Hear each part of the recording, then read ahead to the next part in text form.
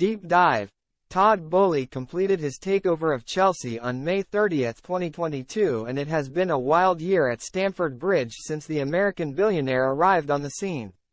Todd Boehly arrived with ambitions to turn Chelsea into a worldwide powerhouse again after rescuing the club from the abyss with a £4.25 billion takeover. But ask the supporters whether they are better off now than they were a year ago, even when the club could not afford to provide petrol for their coach on match days. And it might not be the answer Boehly is hoping for.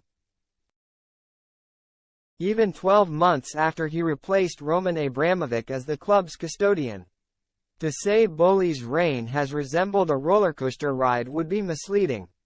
This was not stealth at Thorpe Park or even the Aerosmith ride at Disney World.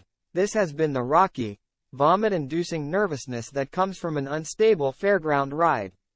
Throwing money at Chelsea's problems has only added to them, and Boehly is yet to win over the fans. It is not fair to suggest the issues are all of his own making, of course. 4 managers have been placed at the helm by the hierarchy have all fallen short, and admitted as much, in their own area of expertise. As for the players, it speaks volumes that Chelsea fans had trouble picking candidates to receive the end-of-season Player of the Year award. But there will be no man more relieved for the season to end than the LA-based businessman as the rebuild begins under Mauricio Pochettino next season. So, what has gone wrong for Chelsea with Boehly as the club's owner, and why? Express Sport looks to answer those questions with a deep dive into his first year at the club. A managerial mess. The brutal manner in which Boehly relieved Thomas Tuchel of his duties as Chelsea's head coach only emerged some months after his sacking, but no one was surprised about the cold and quick nature of their meeting. It took less than 5 minutes for the German to understand he was on his way out, and despite his protests, he reluctantly accepted just 12 hours after the Blues had lost 1-0 to Dinamo Zagreb. That sacking arrived just 4 months after Boehly took charge amid an ongoing disagreement over the club's vision for the future. When the cracks started to emerge and results turned against them, Boehly took it as an opportunity to oust Tuchel, but he underestimated the fallout. The fans had adored Tuchel for the manner in which he turned things around, winning the Champions League, UEFA Super Cup and Club World Cup in his 18-month reign.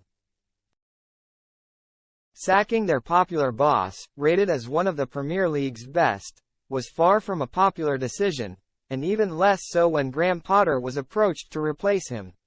While there is no doubting Potter's talent, he was unproven at handling a squad of stars at a club the size of Chelsea, and in his 6-month reign, it became clear the job overwhelmed him at times.